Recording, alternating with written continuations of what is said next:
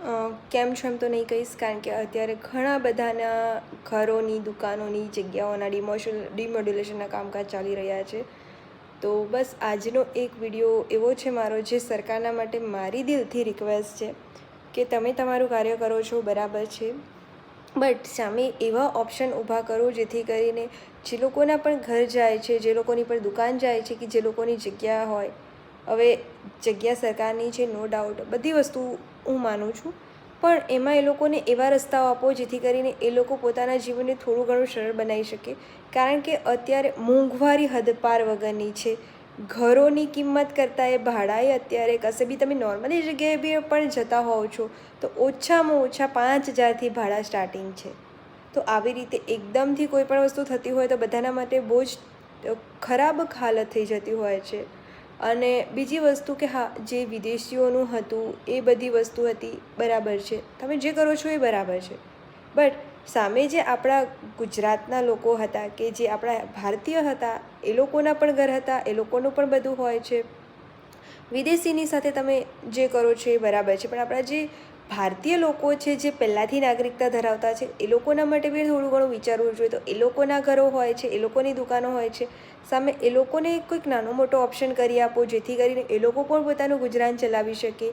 અને ઘણા બધા માર્કેટો, ઘણી બધી દુકાનો હોય છે, જે એવી જગ્યાઓ હોય છે જે દબાણ હેઠળ નીકળી જતી હોય છે, તો એ લોકોનું બી તમે એવી સગવડતા કરી આપો કે બીજી જગ્યાએ આપો કે જેથી કરીને એ લોકો આગળ પોતાનું ગુજરાન ચલાવી શકે. અત્યારે મેં વડોદરાનું જોયું, કુણાલ 4 રસ્તાનું, તો એમાં બી મેં પર્સનલી વિડીયો બનાવેલો છે મારો. ત્યાં જોયું છે બધા જ ગરીબ જ લોકો છે, કોઈ એવું નથી. તો એ લોકોને બી એવો કોઈક ઓપ્શન આપો જેથી કરીને એ લોકોની ધંધા રોજગારી કરી શકે.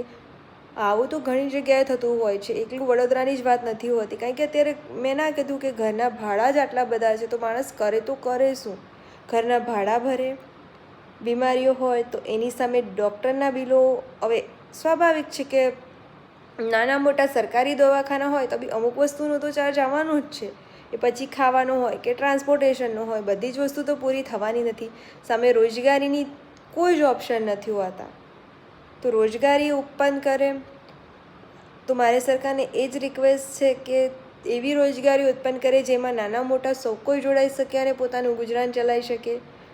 અને આજે ડિમોલિશનનું છે તો તેમાં બી એ લોકોને સામે ઘર ભાડેથી કે તમારાથી જે સગવડતા થાય એ પ્રમાણેનું કંઈક કરી આપે.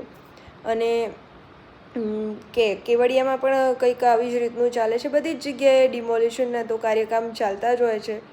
પણ પ્લીઝ સરકારને આ જ રિક્વેસ્ટ છે કે તમે તમારા કાર્ય કરો, પણ સાથે સાથે ગરીબ જનતાઓનું પણ ધ્યાન રાખો. બાકી તો આમાં ગરીબ જનતા બહુ જ ગરીબની તો વાત જ નથી, મધ્યમ વર્ગના લોકો પણ આમાં પીસાઈ જ જાય છે. કારણ કે ભાડાથી માંડીને દરેક વસ્તુ મોંઘી છે. એક વસ્તુ પણ કરાવી હોય તો બજેટ બહાર જ જતું રહે છે. સાથે સાથે શિક્ષણ પણ એટલું મોંઘું છે. તો કરવું શું? હું પોતે અત્યારે વિચારું છું કે સારું કરવું શું, કેવી રીતે મેનેજ કરવું? અગર છોકરું ઘરમાં બી ભણતું બી હોય તો એનો બી ઓછામાં ઓછો ખર્ચો 15,000 થી 20,000 તો આવતો જ હોય છે.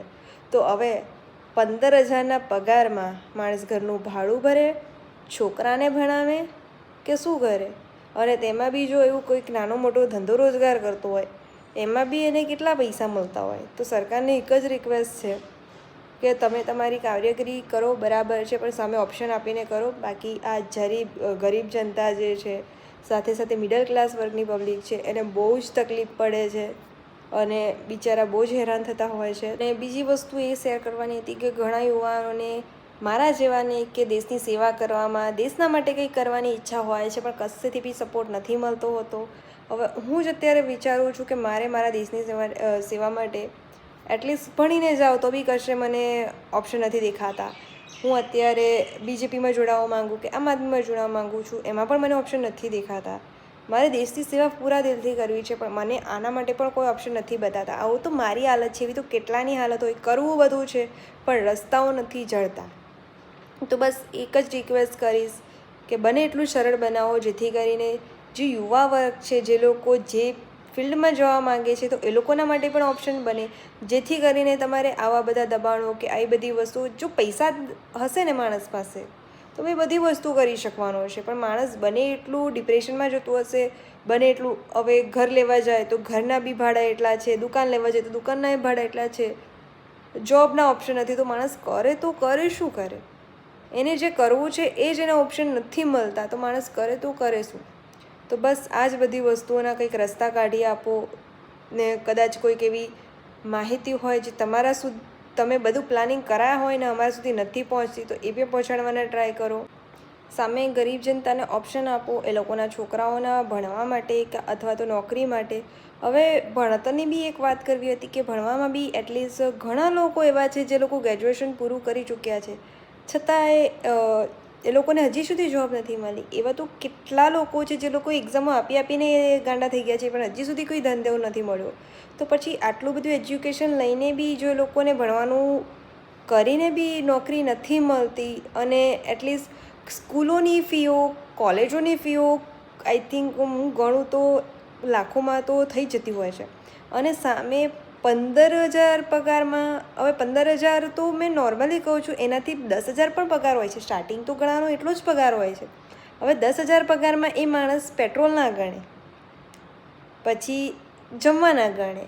પેટ્રોલના અત્યારે નહીં તો એ 3,000 થી 4,000 થઈ ગયા, જમવાના ગણે તો બીજા 3,000, 6,000 તો એમ જ થઈ ગયા. કશે રહેતા હોય એનું રેન્ટ આપે, રેન્ટમાં મેં કહ્યું તેમ 5,000, તો બચ્યું શું? માણસ કરે તો કરે શું? તો બસ આ જ બધા ઘણા મુદ્દાઓ છે આવા, જેના કારણે પછી સુસાઇડના રેટ કહો કે બીજું બી ઘણી બધી વસ્તુ સાથે સાથે ચાલતી હોય છે. પછી લોકો ખોટા ધંધા તરફ બી વળતા જ હોય છે કે ચલો આ નહીં તો આ ઓપ્શનમાં સારા પૈસા મળે છે તો એ કરીએ. તો બહુ બધી વસ્તુઓ કનેક્ટેડ થઈ જાય છે આ બધી વસ્તુને લઈને. તો બસ એક જ રિક્વેસ્ટ છે કે તમે વિચારો આ મુદ્દાને લઈને, રોજગારીની તકો ઊભી કરો, કે સામે એવા સસ્તા ઓપ્શન ઘરનારા વિચારો જેથી કરીને પબ્લિકને, હા નો ડાઉટ સ્કીમો ઘણી બધી છે, પણ મેં નોર્મલી સર્વે કર્યો અમદાવાદની અંદર, જેમાં નવી સ્કીમમાં તો કોઈ પણ 20 લાખથી નીચેની નથી. તો પછી સામાન્ય માણસ હોય એ જ પાછી વસ્તુ આવીને ઊભી રહે ને કે કરવું તો કરવું કેમ. એટલે વસ્તુ એ જ છે કે કાંક ઘટાડો કાંક કંઈક સામે ઓપ્શન આપો. અને બીજી વાત રહી ખેતીની, તો ખેતીમાં બી તમને ખબર જ છે કે સિઝનો કેવી રીતે ચેન્જ થાય છે, એમાં કેટલું નુકસાન જતું હોય છે. તો હમણાંનો યુવા વર્ગને ખેતી પણ કરવી નથી હોતી, તો ઘણા લોકો કહેશે કે ખેતી કરો. તો ખેતીમાં એ આ જ વસ્તુ છે, ઘણા બધા સંસાધનો છે, ઘણી બધી વસ્તુઓ છે. જ્યાં ડેમ બનાવેલો છે એના જ આજુબાજુના વિસ્તારમાં પીવાનું એ પાણી નથી, પાણી છે ક્યાં સુધી પહોંચતું હોય. એવા તો ઘણી બધી વસ્તુઓ છે જેના કારણે ખેતી પણ સરળ નથી. તો પછી માણસ બીજું તો શું વિચારી શકે, ક્યાંથી મેનેજ કરે? અને અત્યારમાં કોઈ બી શિક્ષણ લઈ લો કે કોઈ બી જગ્યાએ લઈ લો, ખેતીનું ઇમ્પોર્ટન્ટ નથી, આપણા ધર્મગ્રંથોનું ઇમ્પોર્ટન્ટ નથી. જો ધર્મગ્રંથોની જગ્યાએ આપણને જે વસ્તુ જરૂરી નથી, હવે અંગ્રેજોનું આપણને કંઈ કામ આવવાનું એ વસ્તુ નાખેલી છે, તો સ્વાભાવિક છે આપણા છોકરાના મગજમાં એમ જ હોય કે બહારનું જીવન સર્કલ સારું છે, બહારનું કલ્ચર સારું છે, બહારના ડોલર વધારે છે. તો એ જ વસ્તુને ઘટાડીને આપણે ઇન્ડિયામાં જ પ્લસ પોઈન્ટમાં કરો તો કોઈએ કશે જવાની જરૂર નથી પડવાનું. આપણું ઇન્ડિયા સૌથી બેસ્ટ બનવાનું છે. તો આ જ વસ્તુને ધ્યાન આપો, ધ્યાન દોરો. જેટલા આપણા યુવા નેતાઓ છે, યુવા લોકો છે, એ લોકોનો સપોર્ટ કરો, સમર્થન કરો, અને જે લોકો જે કરવા માંગે છે એ લોકોના માટે મોટિવેટ કરો, જેથી કરીને, કારણ કે તમે જોશો ને મોટી મોટી જગ્યાએ આપણા ઇન્ડિયાના જ લોકો છે એ બી બહાર જઈને. તો એવી જ ઓપોર્ચ્યુનિટી જો આપણા ઇન્ડિયામાં મળતી થઈ ગઈ ને, તો કોઈ દિવસ કોઈ વસ્તુ એ ના કરવી પડશે. બસ આ બધી વસ્તુઓ જ છે, શેર કરું. અને જો કદાચ મારો અવાજ પહોંચતો હોય સરકારને, તો બસ રિક્વેસ્ટ કરીશ કે આ બધી વસ્તુઓ પર થોડું ધ્યાન આપો. નો ડાઉટ તમે તમારી બધી જ કામગીરી સારી રીતે કરો છો અને આગળ પણ કરતા રહેશો, પણ ગરીબ જનતાનું જે મિડલ ક્લાસ છે એ લોકોનું વિચારો. કારણ કે આ બધી વસ્તુઓ વધતી જ જાય છે અને ધીરે ધીરે બેરોજગારી પણ એટલી વધે છે, સામે નોકરીના ઓપ્શન નથી, તો માણસ ભણીને બી કંઈ નથી કરી શકવાનું. જો આવા ધંધા રોજગાર કરતા હોય તો એ લોકોના બી ગમે ત્યારે તલવાર લટકતી હોય એવી હાલત થાય છે કે ગમે ત્યારે લોકોએ ખાલી કરવું પડે, દબાણ આવે તો દબાણ લઈને જતું રહે. લારી કરી હોય કે પથારા કર્યા હોય એ દબાણ સાથે જતા રહેતા હોય. માણસ કમાતું નથી, એના કરતાં તો વધારે ખોવે છે. તો પછી આવી જ રીતે ચાલતું રહ્યું તો દેશ ક્યાંથી આગળ વધવાનો? દેશના છોકરાઓનું શિક્ષણ જો વેસ્ટ જતું હોય તો પછી દેશના છોકરાઓ ક્યાંથી દેશમાં ટકવાના? જો એ લોકોને એવું જ ઓપ્શન લાગી ગયો છે કે ચલો બહાર જઈએ ને બહારની કમાણી વધારે છે, આપણા દેશમાં તો કંઈ કમાતા નથી, અને બહાર બિચારા કેટલા ઇનલીગલી રીતે જતા હોય છે અને કેટલી હાલતો થતી હોય છે. જો આપણા દેશને જ આપણે બહારથી બેટર બનાવશું તો બહારના લોકો એ દેશમાં આવવાના છે. તો રિક્વેસ્ટ આ જ છે કે બને એટલા બેસ્ટ ઓપ્શનો ઊભા કરો. બહુ બધી સ્કીમો છે, બહુ બધી વસ્તુઓ છે, તો દરેક લોકો સુધી પહોંચાડો. કદાચ અમને બી ના ખબર હોય કે આ સ્કીમો અહીંયા અમદાવાદમાં ચાલે છે કે ગુજરાતના કોઈ પણ ખૂણે ચાલે છે, તો બને એટલી સરળતા રાખો જેથી કરીને લોકો પહોંચી શકે. અને અત્યારે જે પેટ્સવાળું બી હતું એમાં બી મેં ફોર્મ ઓપન કર્યા, બટ ફોર્મ મોબાઈલમાંથી તો ઓપન જ નથી થતા. મેં વિડીયો બી બનાવ્યો છે કે કોઈ સ્પેસિફિકલી લિંક હોય તો શેર કરો, પણ આ વસ્તુને લઈને બી મને હજુ કોઈ સોલ્યુશન નથી મળ્યું. તો એ બી કદાચ કોઈકના ધ્યાનમાં આવે તો જરૂરથી કહેજો, કારણ કે હું 100% ગવર્મેન્ટના સપોર્ટમાં છું. જો ગવર્મેન્ટ અમારું એટલે કે અમારા જેવા મિડલ ક્લાસ લોકોનું સાંભળતા હોય તો જરૂરથી અમારાથી થાય એટલું કરવા તૈયાર છીએ, બધી જ રીતે સપોર્ટ કરવા તૈયાર છીએ. અને આ જ રિક્વેસ્ટ હતી કે પ્લીઝ થોડું ધ્યાન આપો.